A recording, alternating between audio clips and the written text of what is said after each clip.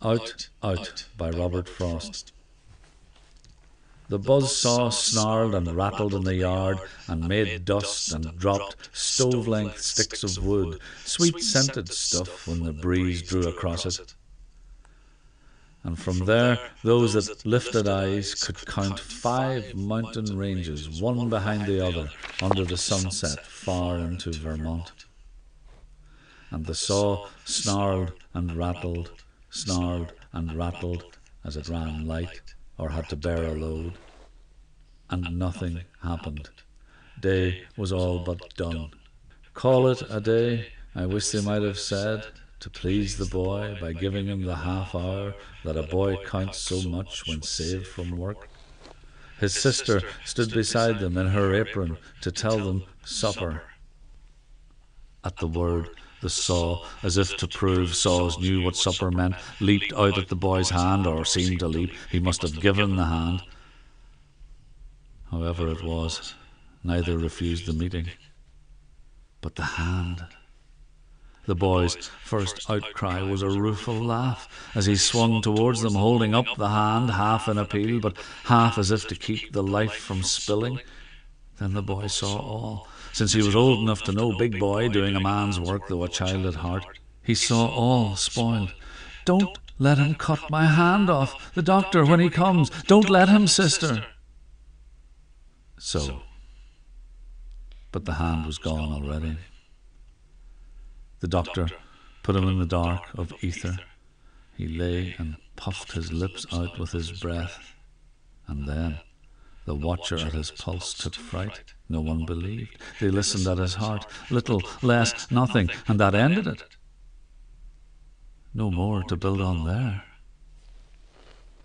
And they, since they were not the one dead, turned to their affairs. Before we begin analysing the poetic devices within this poem, let's first look at the themes.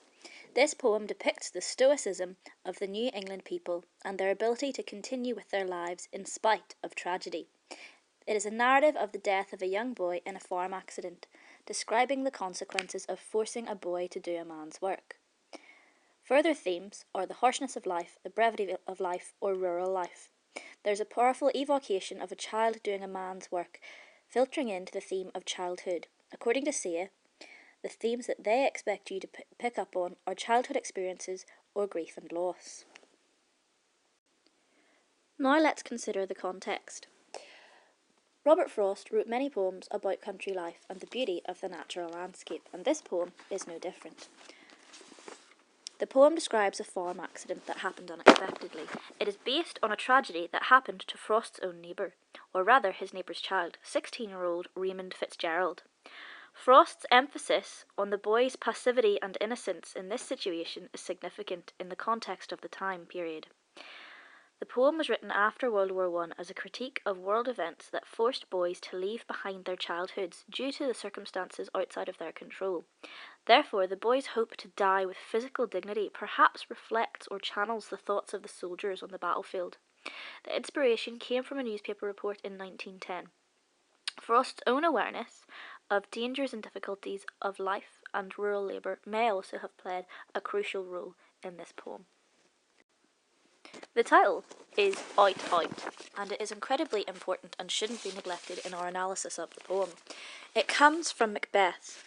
It is an unfinished Macbeth quote that focuses on the brevity of life and how easily it can be snuffed out. There is an image presented of life as a burning candle, as we can see that the full quote is Out, brief candle, life is but a walking shadow. Therefore, even the very title connotes death. Let's consider the structure. Frost employs a form called blank verse, allowing the poet to use iambic pentameter when he wants to. Iambic pentameter, and iamb, is really just a pair of syllables, the first one being unstressed and the second one stressed. In the case of iambic pentameter, you have lines with five of these iambs hanging out together. For example, and then the watcher at his pulse took fright. Of course, blank verse just means iambic pentameter that doesn't rhyme, but we can't say that this pattern holds up throughout the poem. For example, look at line 27, but the hand was gone already. In the case of line 27, Frost interrupts his own metre to let us know that something terrible has happened. You must stop reading the poem at the end of the word so. The punctuation and metre interruption allows Frost to make his point of death in verse. The flow of the poem dies just as the boy is about to. Enjambment is also used to drive the story forward, and there is extreme use of caesura throughout. Pause and punctuation is incredibly important as it emphasises or has an impact upon our pace. Lines of 10 or 11 syllables reflect or suggest that the saw is unpredictable in nature, hence the variation from iambic structure. There's the emphasis through the rhythm in some phrases and made dust, but the hand, that there is upcoming death, and the speaker's emotion underlying the supposed restraint he seems to have. It's also interesting to note that the story starts in the middle of events, further emphasising this driving force behind the story, backed up by the enjambment. Now let's consider the narrative voice of the speaker. This is written in third person. Our speaker is a third-person observer who seems to be sorting through what has happened after witnessing such a tragic accident, dwelling on the events that took place over the course of the milliseconds, and seems to try to understand what role the saw played in the event, depicting the transition from concern to callousness that occurs when the boy dies and is no longer fit for work, but does not comment on it.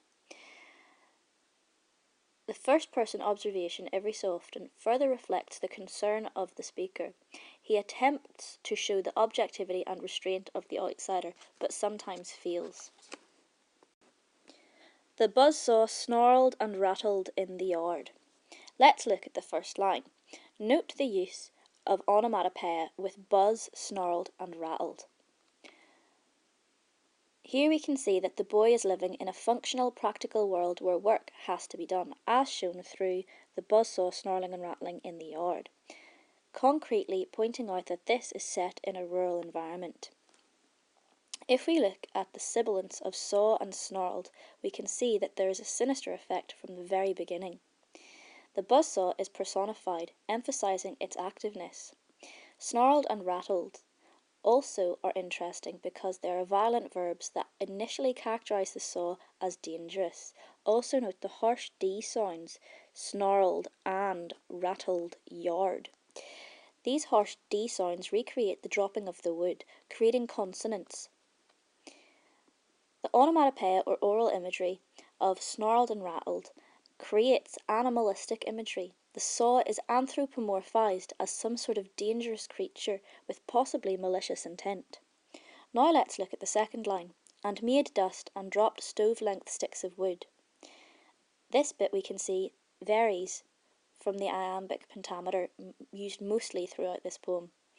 Again we have the repetition of these harsh D sounds, and made dust and dropped, further recreating a sense of sound. Then we have stove-length sticks of wood, further using sibilance to create the buzzing of the saw, and reinforcing that this is something sinister. The wood reinforces that this is once again an everyday rural setting.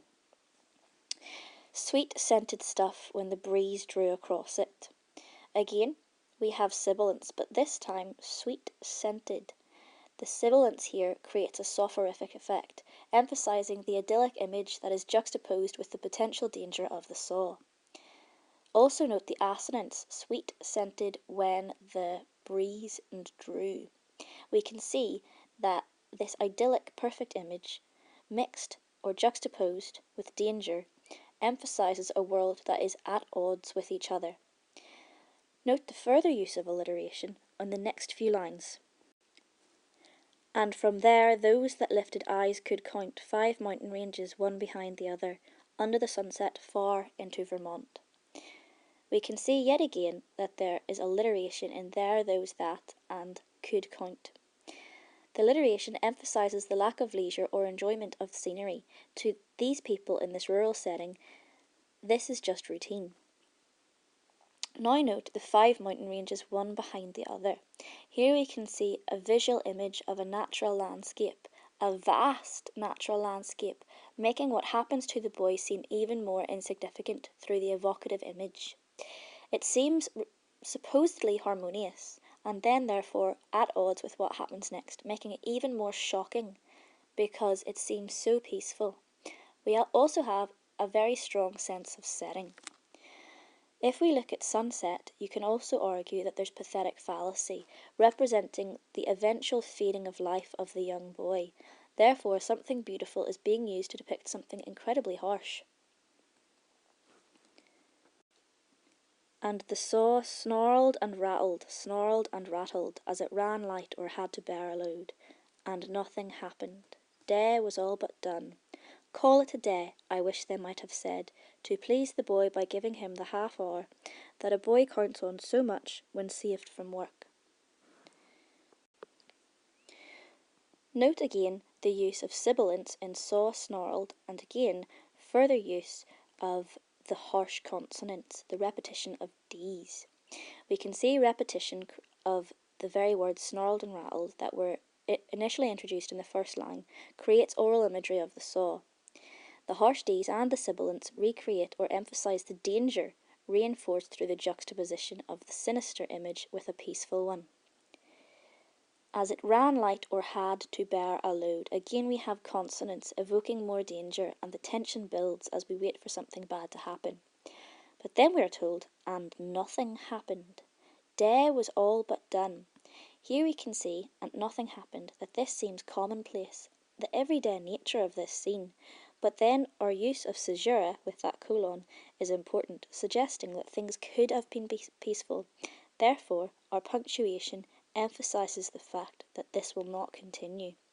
Again note the repetition of the harsh D sounds. Call it a day, I wish they might have said. This is interesting because here we see our speaker break from his supposedly passive and uncaring or unfeeling tone. The syntax is manipulated to emphasize the statement, reflecting the natural speech. We can also see the reflectiveness through the I voice. The use of the diction wish emphasizes the speaker as an onlooker, but how he feels involved.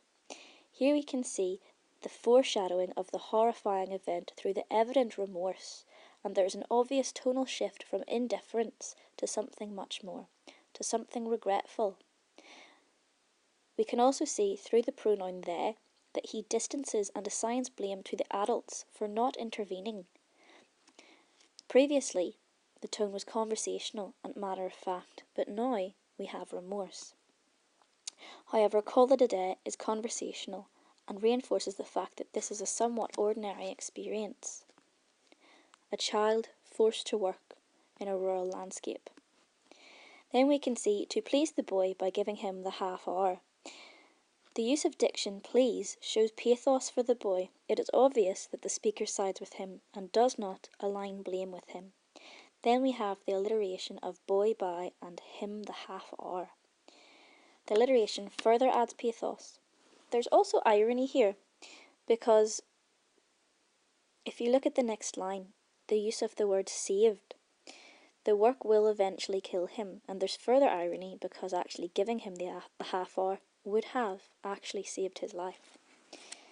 There's the repetition of boy in that a boy counts so much when saved from work, reinforcing his innocence. He is a child doing a man's work. He therefore blames the harsh rural environment and the adults in this world for the loss of the child and for the loss of this child's childhood before his eventual death. Then if we look at his sister stood beside him in her apron to tell them supper. At the word the saw, as if to prove saws knew what supper meant, leaped out at the boy's hand, or seemed to leap. He must have given the hand, however it was. Neither refused the meeting, but the hand. There is sibilance in his sister stood, again creating oral imagery. The sinister tone created here is important because we can see that it's meant to be reflective of how his childhood has been destroyed, and this is because of the rural setting in which he lives. The alliteration of him in her emphasises that there should be safety in the domestic setting, further reinforced through the fact that his sibling is mentioned and an apron. To tell them supper. Note Frost's sense of sound through the further use of alliteration. Also note the direct speech and the biblical imagery of the Last Supper. At the word, the saw, as if to prove saws knew what supper meant. Note here the use of punctuation. The saw is characterised as malevolent, knowledgeable, wild and untamable, waiting to strike, but there is also this fast pace achieved through the punctuation, reflecting just how suddenly the accident actually happened. As if to prove saws knew what supper meant, leaped. Note here the predatory and violent depiction through the personification of the saw, or seemed to leap. Here we can see through caesura the suddenness of the accident being reinforced. There is also hyperbole, as the saw does not actually have physical limbs to leap. He must have given the hand. Here we can see the passiveness of this. The boy is unprepared for dealing with this scenario. We know that the speaker really knows the boy was being careless. Maybe perhaps because he was exhausted after a long day's work, and that this is what caused the accident. So whilst he knows the reality, he cannot blame the boy. However it was, neither refused the meeting. But the hand. Here we can see, through the exclamation, the shock, fright and chaos, the sheer panic. Also note that this is not iambic, further breaking from the traditional use of iambic pentameter throughout, for the most part. The exclamation mark emphasises his lamenting tone, further creating pathos for the boy. The boy's first outcry was a rueful laugh, as he swung toward them, holding up the hand, half in appeal, but half as if to keep the life from spilling. Then the boy saw all. Note the boy's reaction. A rueful laugh seems at odds with the situation that has just happened. However, the adjective and the sense of sound emphasises his shock, the fact that he doesn't know how to react, further emphasising just how innocent this boy is, how his childhood has been destroyed. As he swung toward them, holding up the hand, note the verb choice, showing his desperation, further creating pity for the boy. Also note the alliteration of toward them and holding in hand. And again, hand, holding up the hand, this section is not iambic, reinforcing the uncontrollable nature of the saw. There's a sense of helplessness in the lines, half an appeal but half as if to keep. We see that there is a lot of pity for the boy, as all he wants is some sort of help. The juxtaposition, appeal but half as if to keep, shows his confusion, further generating pathos for him. The enjambment here emphasises how it is cut short, like the boy's life, to keep the life from spilling, just as the line spills on to another line, reflecting the content of the blood spilling via the flow. The caesura, or the metonym in the literal but also figurative meaning of the life from spilling.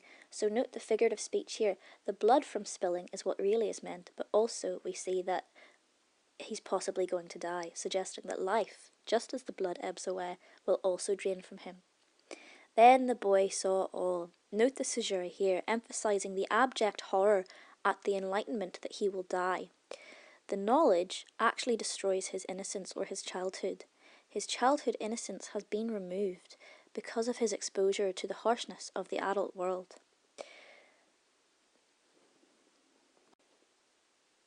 Since he was old enough to know, big boy, doing a man's work, though a child at heart, he saw all spoiled. Don't let them cut my hand off. The doctor when he comes. Don't let them, sister. So, but the hand was gone already. Now if we look at this, we can see that yet again the speaker does not align blame with the boy. There's the juxtaposition of old enough to know and big boy and doing a man's work. The juxtaposition and sarcastic tone creates pathos. He is still a child, further reinforced through the alliteration of big boy. The poet victimises the boy, blaming the The blame lies with others, suggesting he is too young to be doing what he was doing. Doing a man's work, yet again we can see the fact that Frost firmly believes the blame lies with others for spoiling his childhood innocence. Further reinforced through though a child at heart, and the irony here because actually he is still a child. He has aged prematurely. He lost his childhood and then his life. Then we can see he saw all spoiled, that this is once again a break in the iambic pattern. We can see the repetition of saw all and the sibilance of saw and spoiled. This is important because here the sibilance reinforces the stinging realization of the cruelty of life. The imperative is also important here. Don't let them cut my hand off. Further pathos is created through the dialogue, but the imperative is pointless. It does emphasize, however, that he wants to die with dignity. The imperative takes on a pleading tone, evoking pity and reinforcing the fact that the speaker has taken on the persona of the boy. There is also a certain degree of futility, as shown through the caesura in "Don't let them cut my hand off." It is obvious that this is a futile request. The boy recognises that he will die, but still has this desire or foolish hope to survive, reinforcing the lack of dignity in his death. Note the repetition of "don't let him." The repetition emphasises the pleading tone, his panicked and fearful nature. Note the caesura of "so," but the hand was gone already. Caesura interrupts the iambic flow, forcing a pause to reflect on the tragedy. Also note that this is a short line with only 9 beats, reflective of the content explored. Just like the line is cut short, the boy's life is cut short. There is a sense of futility in the line, "hand was gone already."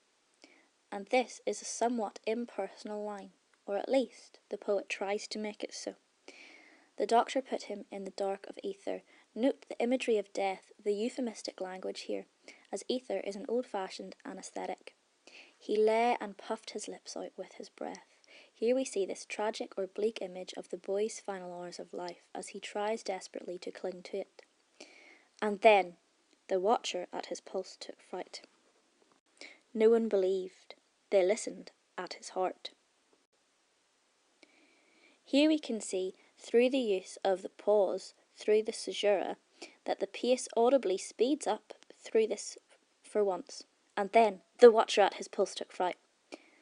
No one believed. And again, here we can see the helplessness, the fact that the boy will die and everybody is powerless to do anything, shown through the short dramatic sentence.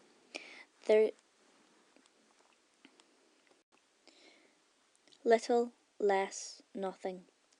And then that ended it. No more to build on there. And they, since they were not the one dead, turned to their affairs. The triple, the caesura, and the alliteration of little, less, nothing emphasises the diminished sound of the heartbeat ebbing away as his life drains from him. We can also see through the use of caesura the audible pause, emphasising the panicked tone. And that ended it.